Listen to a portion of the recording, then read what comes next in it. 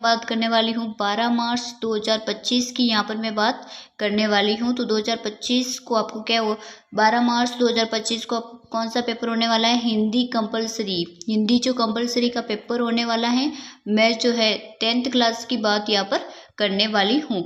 यहाँ पर आप देख सकते हैं आपको 3 घंटे 15 मिनट दिए जाएंगे समय के लिए, और कुछ है आपको जनरल इंस्ट्रक्शंस दिए जाएंगे जो परीक्षार्थियों के लिए क्या है सामान्य निर्देश, जिससे आपको जो कॉपी में आप क्या करते हैं आंसर राइटिंग करते हैं।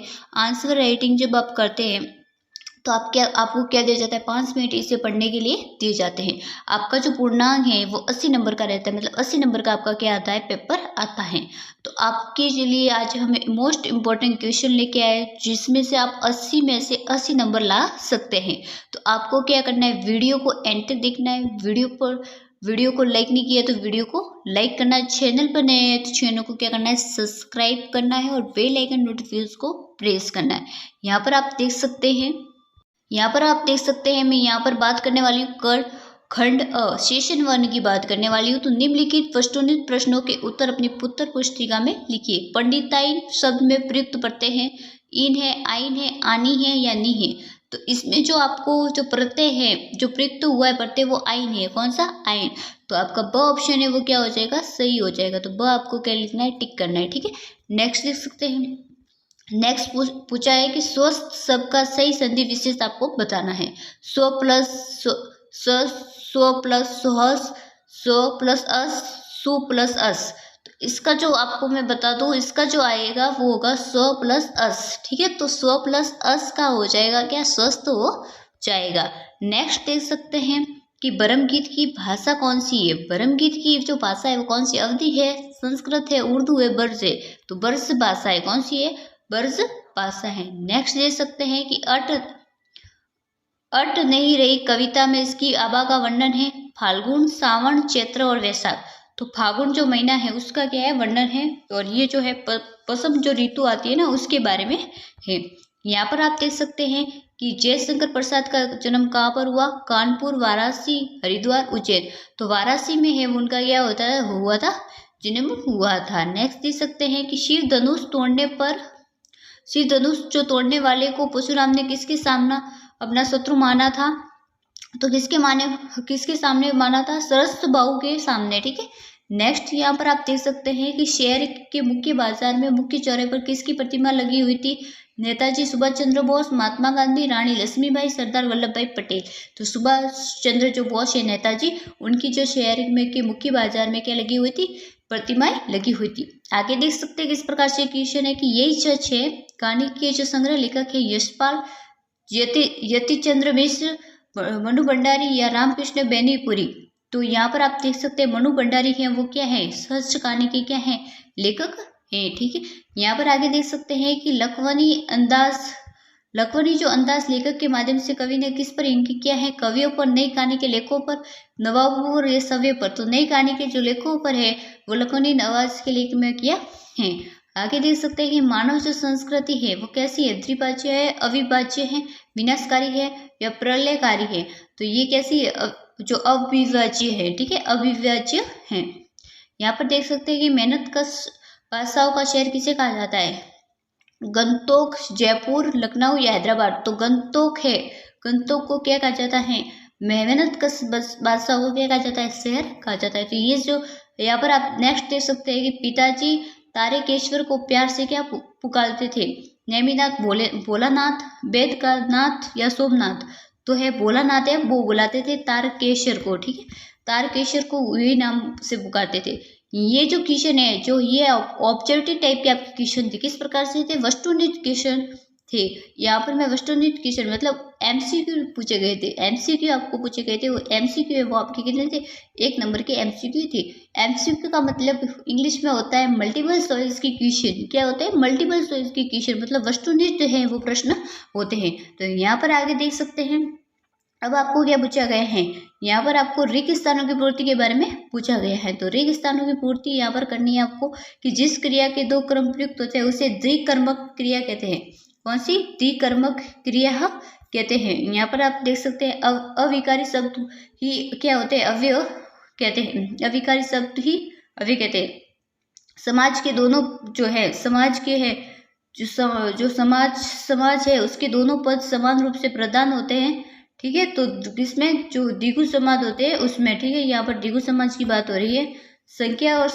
संख्या सर्वनाम क्रिया और अव्यय शब्दों के साथ क्या है, कुछ जो है नए शब्द जोड़कर विशेषण बनाए जाते हैं। यहाँ पर देख सकते हैं कि संख्या के स्थान पर प्रयुक्त होने वाले शब्दों को सर्वनाम कहते हैं। यहाँ पर आप सर्वनाम लिख देना, क्या लिख देना, सर्वनाम।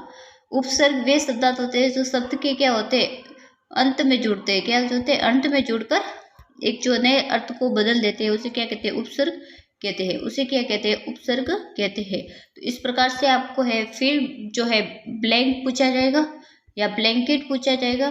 ठीक है, मतलब आपको रिक्त स्थानों की पूर्ति के बारे में पूछा जाएगा। फिर जो ब्लैंकेट है वो आपको पूछा जाएगा।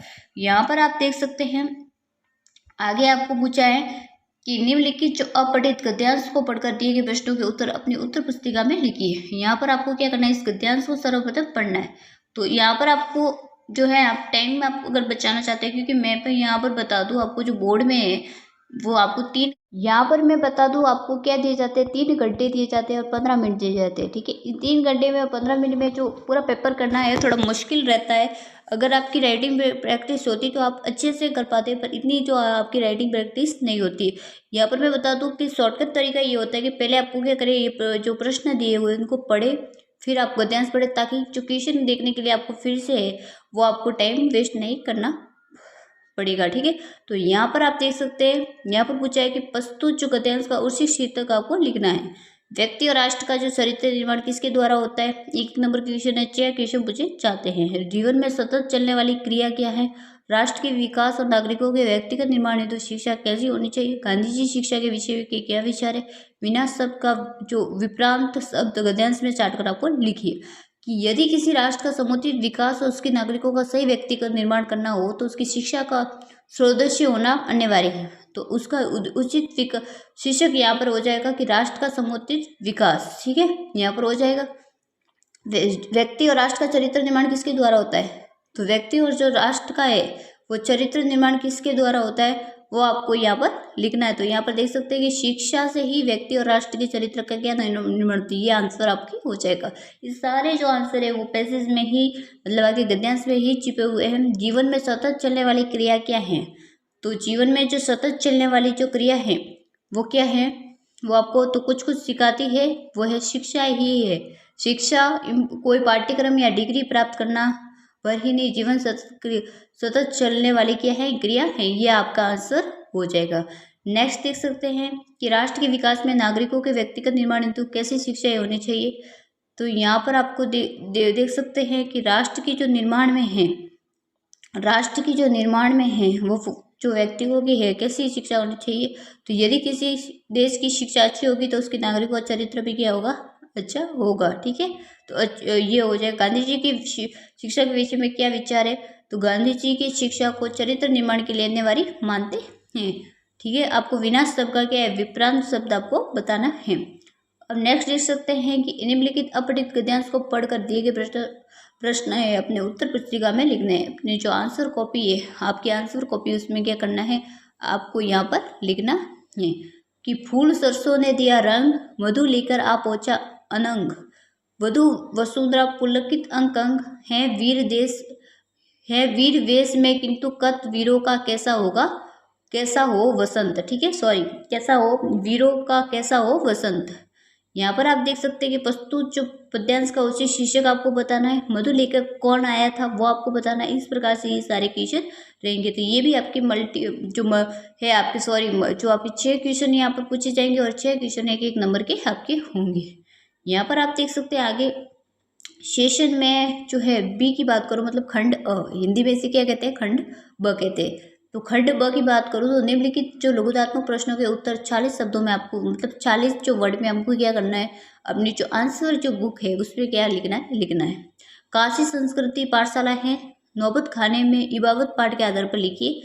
संस्कृति असंस्कृति में कब बदल जाती है, संगतकार कविता का मूल भाव क्या है? तो संगीतकार कविता का जो मूल भाव है वो संगीतकार से जुड़ने रहने से जो संगीतकार का जो है कविता का जो मूल उद्देश्य है वो बेहतर हो जाता है।